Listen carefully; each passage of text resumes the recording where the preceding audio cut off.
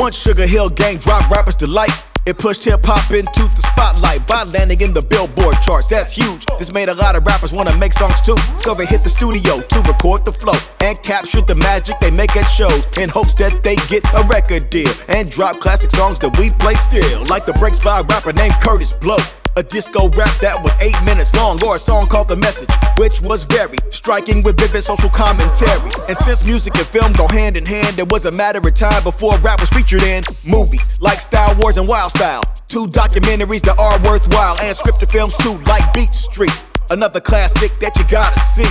The audience was growing and so was the genre, and technology helped keep the sound evolving. Synthesizers and drum machines started replacing sample break beats, cause hip-hop don't stop. It kept spreading on to the downtown dance club scene. All these things helped to open the door for the next generation to come and do more, and the generation that was coming through in the mid-80s was called the new school, like Run DMC, who mixed rock and rap, and LL Cool J. Now he acts, but back then he was the first rapper to be considered as hip-hop's romantic lead. And Public Enemy kept the message alive, while the Beastie Boys brought the party vibe. They captured the ears of a white audience, but were loved all over for being authentic. Rick Rubin built a blueprint for a lot of this. His label Def Jam really flipped the script. A visionary who signed these acts and many more that elevated rap, including the Bomb Squad.